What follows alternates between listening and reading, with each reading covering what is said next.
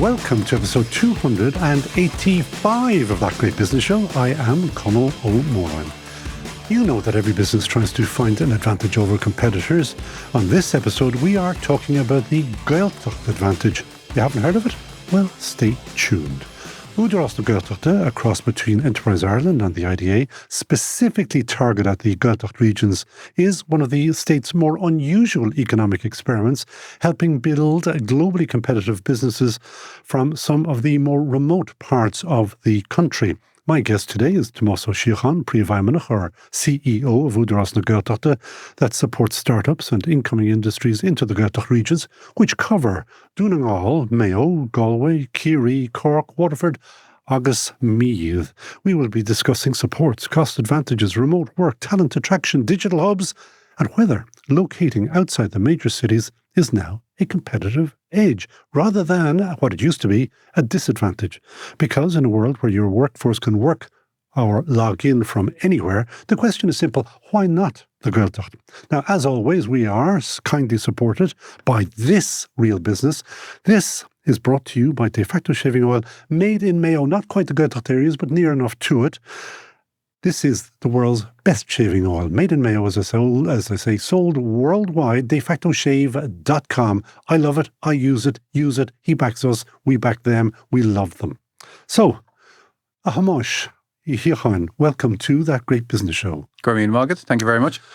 So, you're kind of hidden away in a way, and because IDA and Enterprise Ireland, they get all the headlines, but you are tucked away, but doing, and I'm going to say it for you, you may agree with me, a very important job.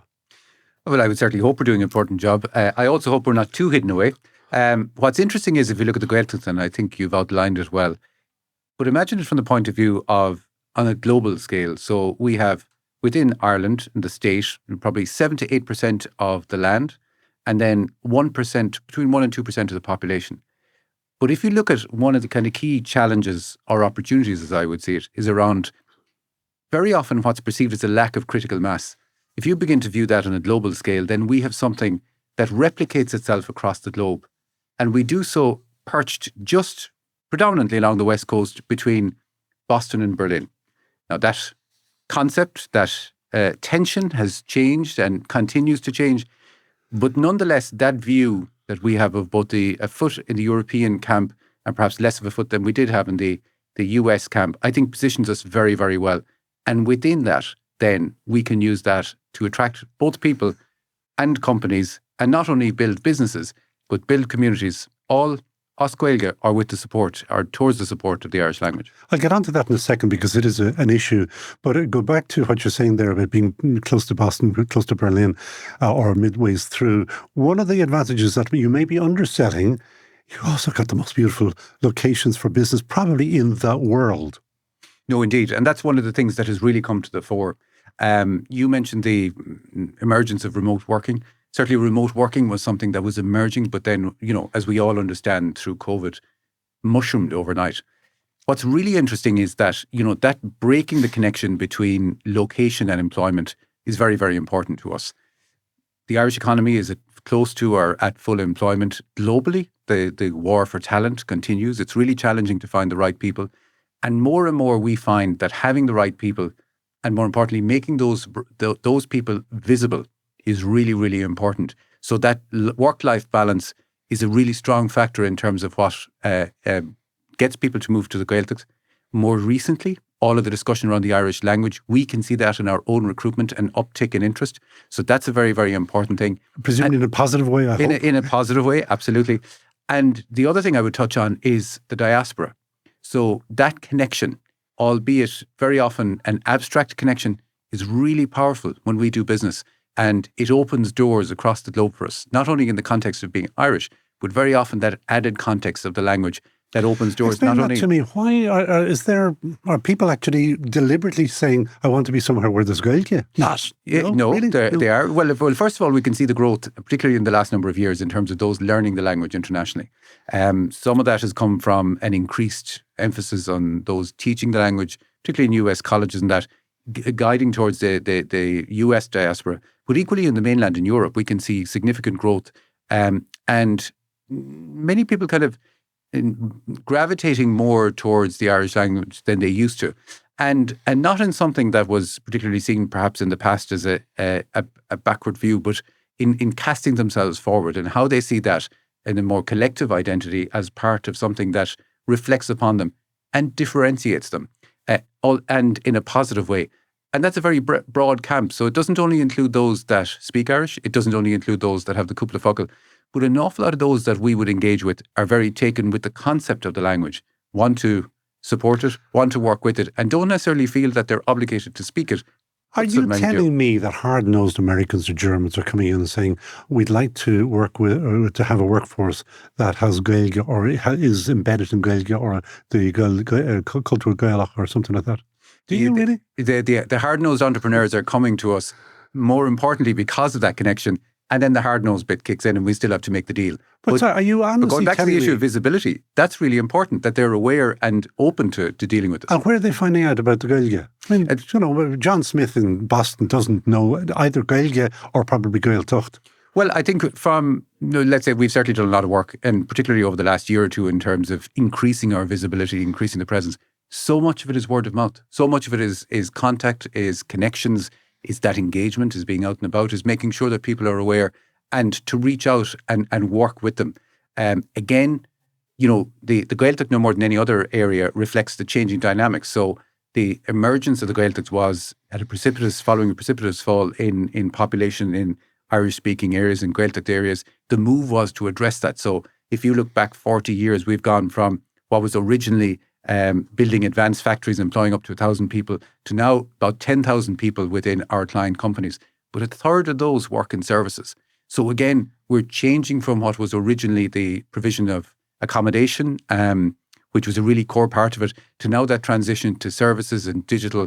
And indeed, you may say, well, don't just, fall behind, because surely there's a revolution coming. And again, we're working and very focused on AI, Oswego, because one of the things that we see, we have to compete on an even basis. We sell ourselves as somewhere that provides a quality of life, but ultimately we are dealing with rural and regional areas that face challenges like any other region. So it's really important to ensure that we do both, that we offer that quality of life, but also that commercial offering that ensures that the hard-nosed make the decision to join us. Now, I have checked this, and I know one big problem that you have, and everybody has in this country: housing. There are not enough houses in Gaeltacht areas. And there's a secondary thing to that, is if you bring people in to housing in the Gaeltacht areas, frequently they speak Béarla, no Gaeilge. And that's a problem, because you are diluting the Gaeilge. And part of your remit is culture. So it's a difficulty for you. Let's look at the data. So the numbers are growing, the population of the Gaeltacht area is growing. The number of Irish speakers 10 years ago in the previous census fell and then steadied in the last census. So we have reached equilibrium, as I would see it. It's crucial that we continue to bring people to settle in Gaeltacht areas. Housing is an issue. 5 times the national average of holiday homes are in Gaeltacht areas. As you pointed out earlier on, these are areas of incredible scenic beauty. They are overrun in a positive sense. They are full to the brim during the summer. If you take, for example, the Aran Islands, if you look at the statistics across Europe, sometimes, 50 visitors to one inhabitant is seen as critical mass, or the creaking point in Europe. We can sometimes run to 250 visitors per inhabitant on the Aran Islands. What we need to do is stretch that out and ensure that we, first of all, have a year-round offering, but also create the places in terms of school places and other social supports in those Gaeltacht areas. So even though traditionally we wouldn't have been involved in housing, we are now working with the local authorities, working with Department of the Gaeltacht, Ryan Gaeltachta, to begin to look at how we can provide those houses. And we're doing that in compact settlements, so that we see very much those that are drawn to the Gaeltacht, that we can offer the full package. And that's something that we've spent a lot of time working on. Are you going to you're not going to provide housing yourselves? No, well, interestingly, 40 years ago, Údarás used to do that. I remember that. Yes, yeah. To invite executives to bring those hard-nosed Germans and Americans that you refer to get them to move to Ireland. We're not going to do that, but what we are doing is using the land we have, and perhaps more importantly, the water infrastructure we have in places, to make use of that land and draw on all of the existing supports that are there at government level, because we don't seek to reinvent the wheel. This is a responsibility for the housing department, for local authorities, but we certainly have a role in terms of facilitating and supporting that. So go back into detail about that. You have land, and you could start building houses on that land. Have you got a plan for that? We have. So we have just under 1,000 hectares of land. Now, everything from probably significant holdings of bog all the way to industrial estates, both urban, predominantly rural, but certainly some urban and the outskirts of Galway City.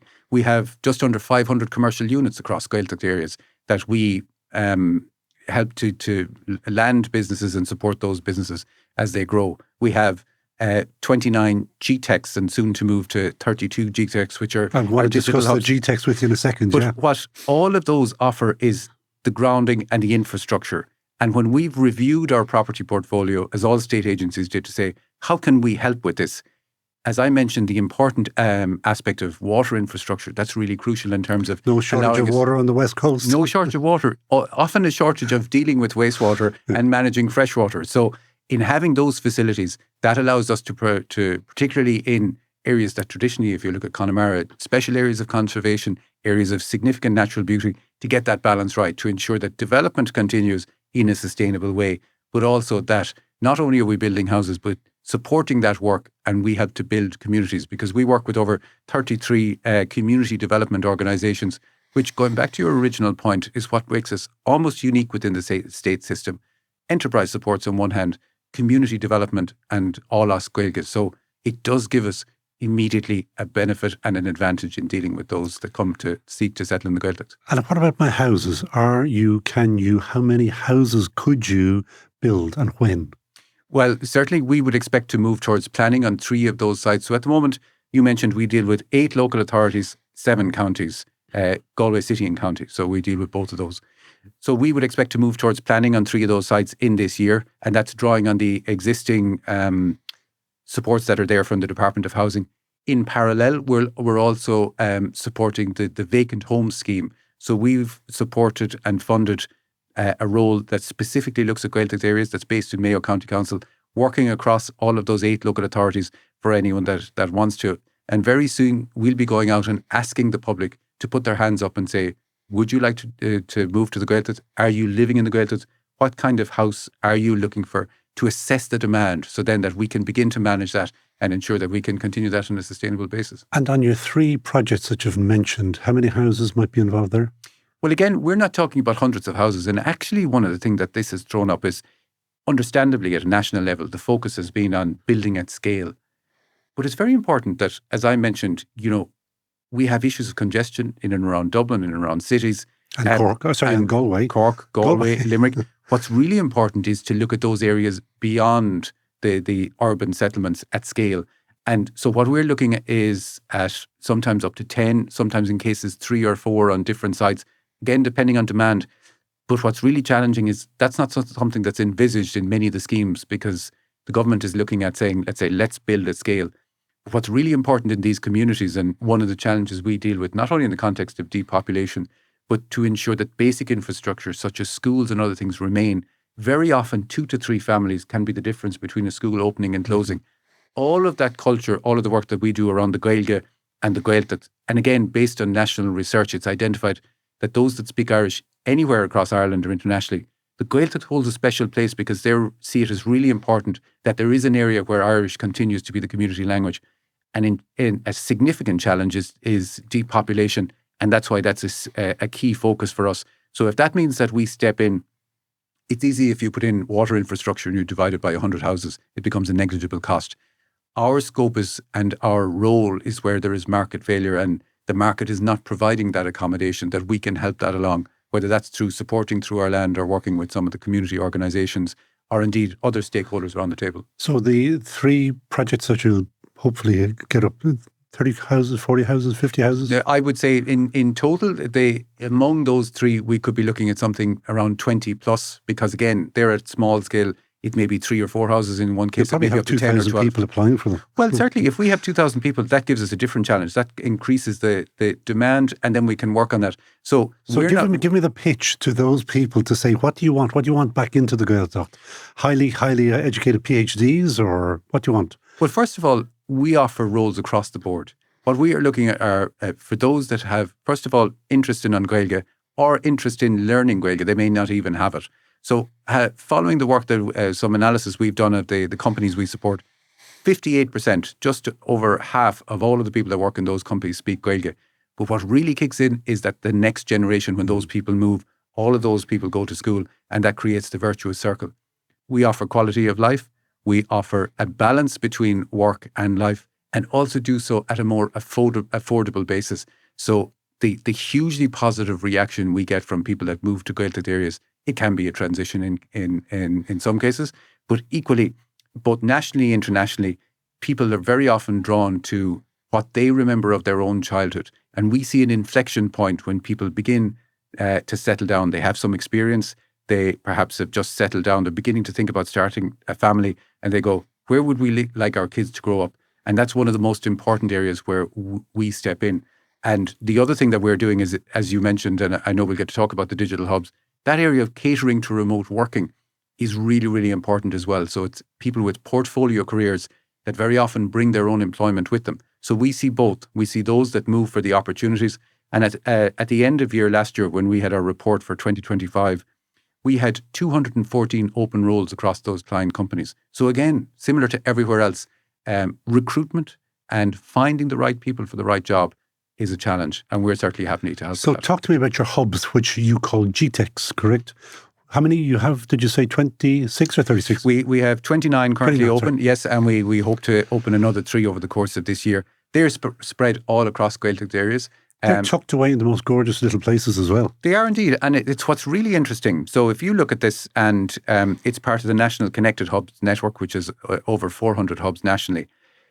Broadly, you can take a rule of thumb. So those that tend to be beside urban areas, so if you, let's say, look at, take for example, Connemara, where you have some on the outskirts of Galway City, you have a really strong, as we know, medtech sector in and around Galway City. Huge demand from small companies for those areas because of the proximity to the university town and everything that goes with it. So they effectively become self-sustaining and greater demand for places. And that's reflected both nationally and in Gaeltacht areas in terms of the demand closer to a big urban centre. If you move further away, what you begin to find is that, the demand in the initial phase falls and isn't as high, but that these play an outside role in terms of enabling entrepreneurship and enterprise in remote and regional areas. Something that's really interesting is good coffee makes a big difference. So people have this assumption that when they go to somewhere that they want to work, they like to have good coffee. They like to have people that are in similar roles to them.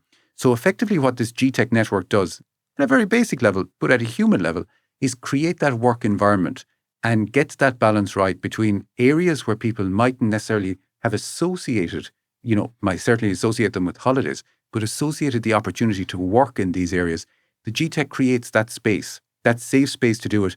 And as part of that, when you arrive, you become part of a community. So consistently in terms of the research that's done, what's found is that these digital hubs, the reason they draw people to them is that coffee, the water cooler moment, the coffee moment, very often the gathering every second Friday or every third Friday where somebody comes in.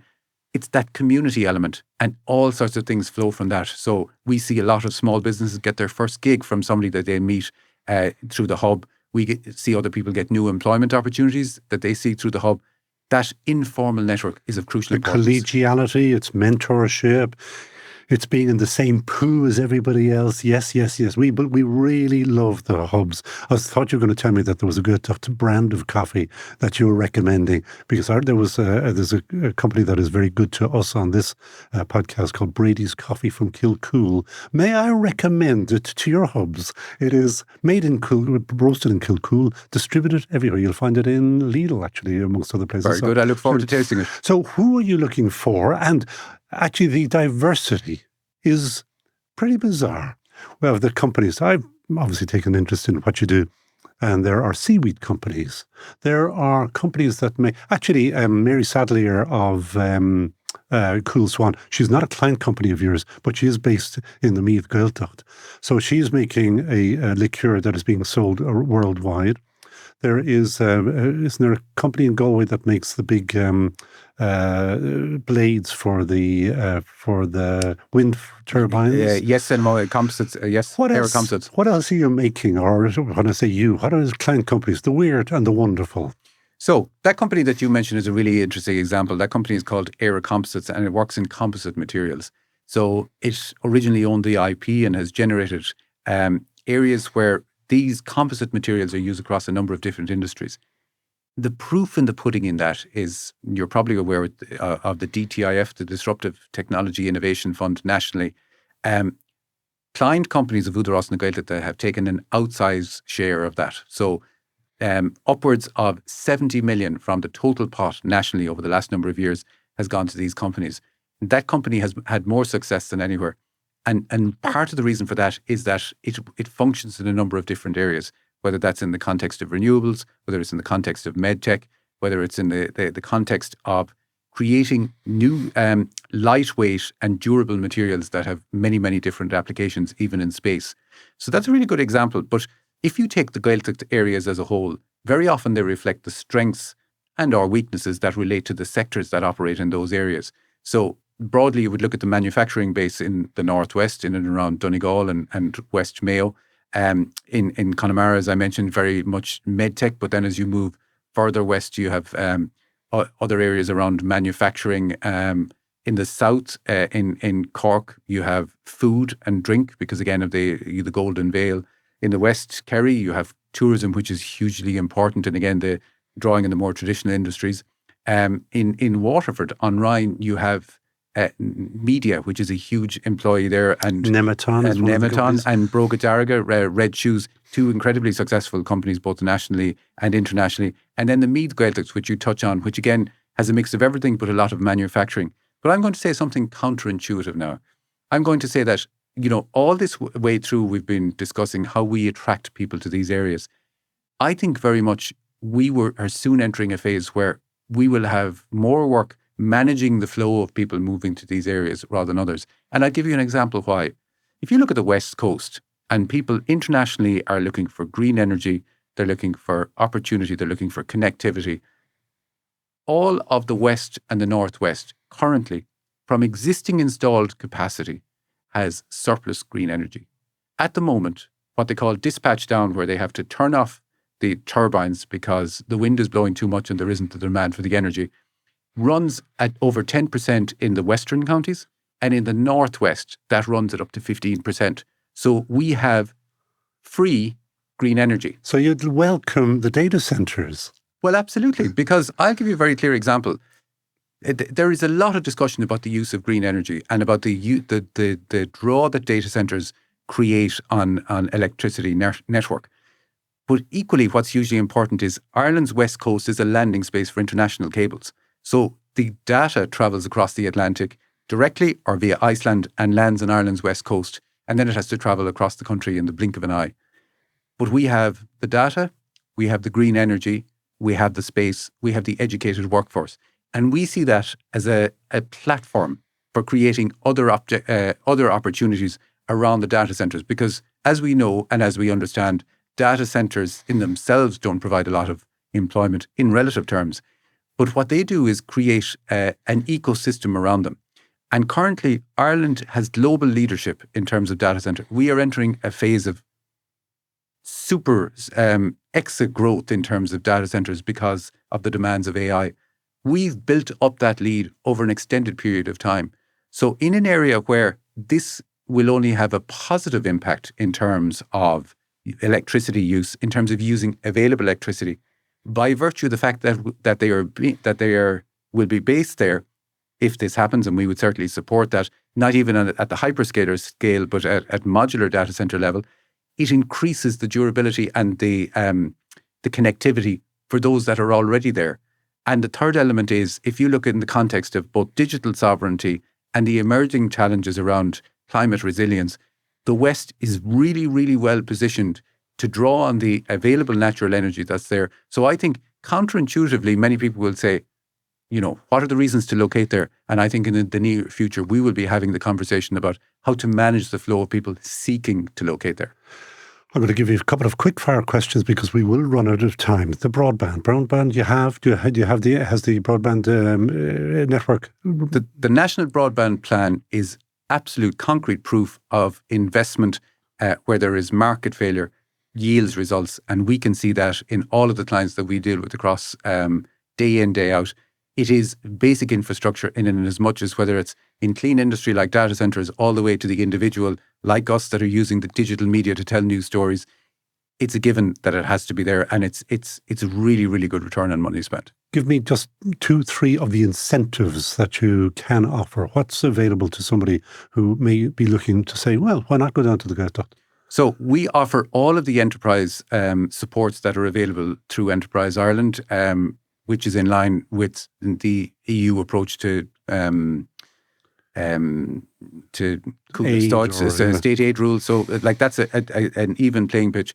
But the advantage we offer is we also offer accommodation. So that's not something that's offered by others. So by accommodation, you're talking about factory space? Or we're talking about factory space, we're talking about office space. We're working towards the accommodation, but we will be providing that as an additional benefit to those who wish to purchase it. But from our point of view, we can offer office or factory accommodation, and we're working towards turnkey solutions. Because of the demand we have at the moment, we're really to the pin of our collar to meet the demand in some areas, and we're very conscious of that. So we're working in ensuring that that's available, and we can help companies use that as a landing space to ensure they get up on their feet and look at further reductions around that. So that's something that differentiates us. And the other element is the retail element, which we engage with because we work so closely with the communities, and the added benefit of the language, which also opens up all sorts of markets, both across Europe and globally. Not all of the world is unilingual, so we're dealing with a far broader canvas. All of those areas come together. We'd be more than happy to engage with anybody that wants to have a look at údarás.ie or engage with us. Must you have Gaeilge to locate in an Údarás or to bring your business to an Údarás location? You don't have to have Gaeilge, but what we really look for is to ensure that people have an openness to using Gaeilge. So as I mentioned, 58% of those that we have surveyed within client companies have Gaeilge. We see consistently that that's something in the feedback we get from the clients that draws them to the Gaeltacht area because it differentiates it. And the other thing, as I mentioned, that intangible connection that people have with the language and the place is a really, really powerful force, and it draws people to these areas. So that's why we see that we're able to facilitate and support that. And ultimately, the quality of life is a key thing. But for those that don't have Gaeilge, we offer all sorts of supports around Gaeilge to ensure that we're able to help them. They can also go back and do their leaving cert or whatever. I mentioned the turbine blades, I mentioned the seaweed and all. Any particularly ones that I obviously have not seen, a company, just give me one that you just said, whoa, that's weird, that's brilliant, that's fantastic. Maybe you're not allowed to specify your favourite child, but anything particularly. I just love, as you possibly know, companies that are doing really particularly curious things and being successful with it. Well, I think, as I've mentioned there, what's really, really interesting, I'll give you 2 examples, but the first one is to go back to the area of media, because I think it's so appropriate for what we're now currently facing in terms of an inflection point in a technology change. If you go back 40 years at the kind of advent of multimedia, the deregulation of the media industry, where we saw the advent of local radio and then, TV3 as it was at the time, and then TG Car. Údarás na Gaeltachta played a key role in upskilling communities to take advantage of that. Some of the most successful companies we have, as I've mentioned, both Nematon and Broga Daraga, we also have Anir, Danu Media within that media space, are not only creating Irish language content, but creating English language and other languages, content in other languages. One of the most interesting elements of that is the way that Netflix has broken all the rules around the consumption of media. And that I know from my own kids now that they don't even understand what, original scheduled television and channel numbers are. But equally, the whole idea of locally based drama or content, the use of subtitles, all of those that, as I remember when I worked in RT, somebody famous said to me, nobody will ever watch YouTube because the standard isn't good enough. All those rules have now changed. I was watching Channel 4 last night on the Channel 4 news. There is now a thing on YouTube or TikTok or one of them, 1 minute dramas. It is fantastic. Young people being massively creative, and they have to tell the entire story in a minute. I love it. And so if you follow on that pattern, you see the role we play there. I think, and I say this openly, that at the advent of the .com boom, Gaeilge was nowhere to be seen. I think at the development of the App Store, the development of the iPhone in 2010, Gaeilge was nowhere to be seen. It's really, really important to me that Gaeilge is now at the forefront of the adoption of AI. And that's why I think we're really, really well positioned. So to give you one other company that's operating in a really interesting area, is Netfasa, which is based in Kerry. And that company looks at global communications, and it's developed IP which allows it to communicate with containers that are on ships across the globe, and they're able to track and manage that. And it's a really good example of somewhere that's nestled in the maritime tradition of Undangan, Dingle Dangani Coosh, and also looks beyond that to how new technologies can conquer the globe in a completely different way, that they export all across the globe, work with some of the biggest names in terms of global shipping, logistics and freight.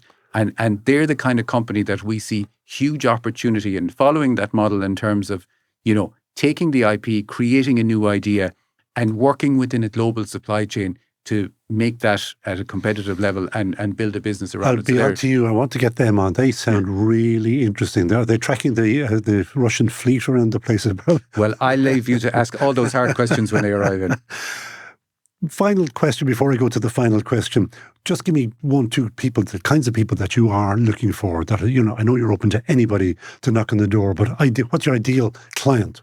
Well, one of the areas that we've seen a huge, and I mentioned the work we're doing around AI in the Gaeltacht. Effectively, what that looks like is our commitment is to by the end of this year, and we have a working prototype already, working with Trinity College, the Aber research unit there, about voice synthesis as Gaeilge.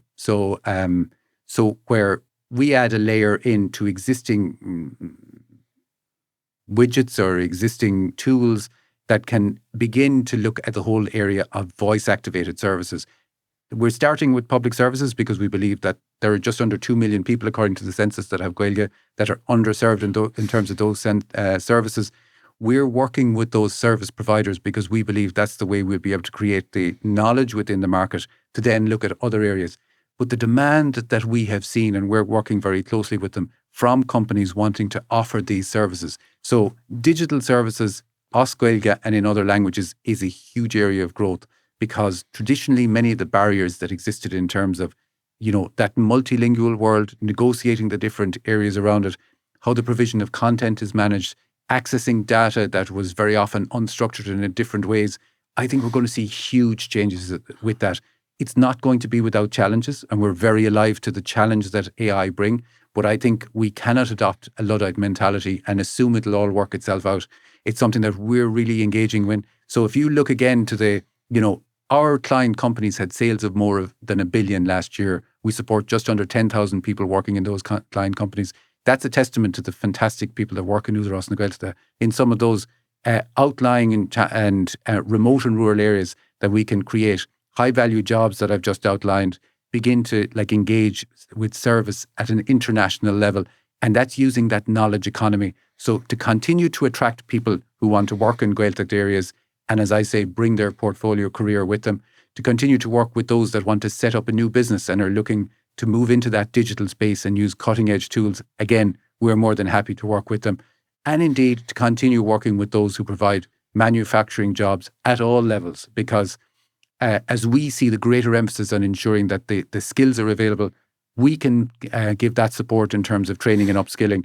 We can give the language support. We can give a place to call home that you will be able to base your new business. And again, as I say, we offer all the enterprise support. So beg Fáilte Roibh, you'd be very welcome to work with us. And a rather beautiful place to be. Anyway, final question, as we ask every one of our guests, who would you hire in a heartbeat?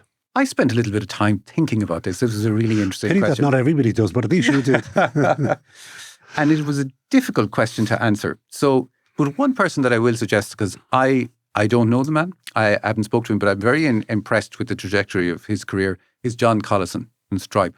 And the reason I highlight that is, I think, given the trajectory he's had, the success that Stripe have built, how they have not jumped towards an IPO and taken the money and run, how they, in what I see in his discussion as the view for the company, they are building part of the infrastructure of the internet, but equally at the same time where he has an eye to what's happening here in Ireland in terms of ensuring that Ireland continues to create individuals that may or may not grow to that scale over many years to come. As I understand it, he has an interest in Gaeilge. So if his Gaeilge is up to scratch, beg Fáilte Roibh will be very open to working with him. Indeed, we'll be very open to working with him, because I think what's really important from our point of view is in this global economy, things change so quickly.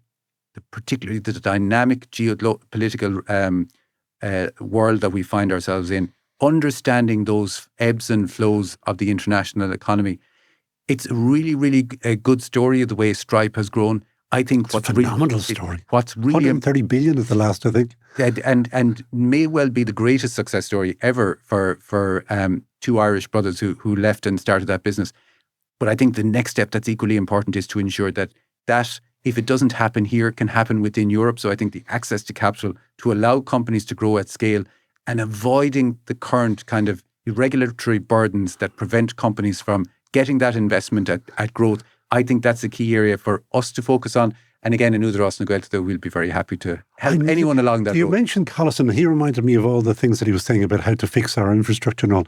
You were very brave. Údarás actually gave out about a government initiative or a government move. The aircraft or the flights from Donegal down to Dublin. You gave out about that. Explain. Well, first of all, our role under legislation is to ensure that Irish continues to be the community language used in Gaeltacht areas. Part of that revolves around how people are able to live their lives. And connectivity, whether that's online connectivity or whether that's transport connectivity, is absolutely vital. And I think... As Mr. Collison was making the point. Well, absolutely. I think I pointed earlier to the expense of the National Broadband Plan. There is an opportunity cost to the lack of investment. And I think very often it's easy to build a business case around investment in urban areas where so much existing infrastructure exists. It's a marginal change. It's an incremental step.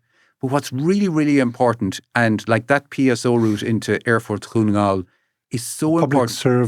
Public service obligation. So it's to ensure under EU law that areas that are at a distance from Brussels or from a capital city have connectivity to allow for development. And what's happened is that one of the flights has been cancelled, is not right? Well, what's happened is the times have now changed, which in effect means that rather than 2 flights a day and the plane taking off from Donegal to allow people to travel to Dublin to begin their day and their business day is far more likely than people travelling to Donegal to begin their business day. So having that plane located in Donegal in the first instance is really important. And the second element is that there's a health element. So we have, take for example, like 700 people employed on the Estáit Scuidor, which is in Scuidor, just in that area alone, and we would have more across County Donegal. But equally, from a health point of view, many people that travel to Dublin for cancer services travel during the day. We forget that. We in Dublin. Oh, really? Do they? Yeah. So I think that's why in like every public servant that I work with, everyone arrives in the intention of making the country a better place to live, work and do business in Ireland. And that doesn't change. But I think very often, if everyone operates within their own silo without having a view of the bigger picture, those things can collide on occasion. So I think understanding that a collaborative approach to problem solving, you have more wriggle room in developed areas and in areas such as Dublin because of other infrastructure is always available. The challenge that's always faced in areas that lack that critical mass of either population or infrastructure is it's too easy to make the argument, let's not this time. And addressing that challenge and ensuring that the infrastructure is placed. And as I say, ultimately, if we are to become an energy superpower, a net exporter of energy, that will flow from the West Coast. So sooner or later, the infrastructure we'll be begging you. We'll have to get there. So we'll be very open in the interim. Very good to actually stand up. And you actually, when I say you, the Údarás actually made a public announcement about that. I think that's important that we hear those kind of voices. I think it's just sometimes it's understanding the complexity of these decisions. And I think very often it's the 360-degree view of the impact of some of these. Like the PSO route and the funded route is a huge step forward in itself, and it's vital. So I think ensuring that getting the best value for money to ensure that it serves and as much as it possibly can, and as we know, that has been the case up to now. So I think that's the argument that we would make. But ultimately, our statutory role is to ensure that the facilities are there to ensure that the Gaeltacht remains an area, a populated area, and a place that people want to live. And that I see as part of our role. Did you get a bash in the ear from either a minister or from a secretary general or from anybody for that? we work on an ongoing basis with all of the stakeholders around the table. Yes. But also, like, it's really important to point out that, you know, these things aren't in isolation. As a state agency, we are supported by the state. And so what's really important is to understand that all of the collaborative relationships we have, and we work really well with so many different stakeholders around the table, everybody is moving in the same direction. And like I say, with no ill intent, people on occasion bump into each other. So it's really important to have that robust conversation to ensure, ultimately, as taxpayers, that we get the benefit of the money that's being spent. And I think this is a really good example of where, you know, the scope to take cognizance of the bigger picture allows us all to ensure that we do our jobs in a better way. And we do forget, and I had forgotten it, but I had been told about it before, about those, the cancer patients coming down. We just assume, oh, yeah, sure, they just go down the road to their oncology department. No, they don't. No, and I think that's a really important point. So again, it goes back to the issue of critical mass. So, you know, supporting those who are at a relative disadvantage in terms of not having the same. So many of the things that attract people to these areas are really, really important. But it's really important that as a developed country, which we are, and given that we have the resources to ensure that these things happen now, that may not always be the case. So we should take the opportunity to do that. We've gone way over time again. I keep doing this. I just find all this too interesting. I just have to shut up one day. Tomás Ó Síocháin, gurv míle magan to come on to that great business show. Anybody who wants to find you, who will find them down at údarás.ie, as we like to say. My thanks, as always, to the production team here for episode 285 of that great business show. That means we're on planet Earth 5.5 years, almost to the day. So thank you very much to Peter Rice, studio manager, who is our own Sultan of Silence, and his team, forever in Dire Straits, Lee Brennan, Richard Ryan, and Neil Horner. See what I did there?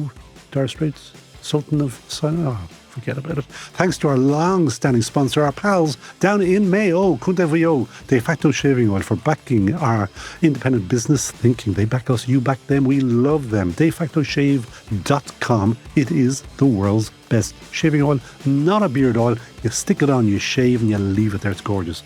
Now, our gentleman and ladies agreement is simple. We do the work. You just have to subscribe. That's a fair exchange. So, mar demer goni, gurv míle magadh as éisteacht, Slán Tamil, Ficmid, Harish, Shiv, gurv míle magadh.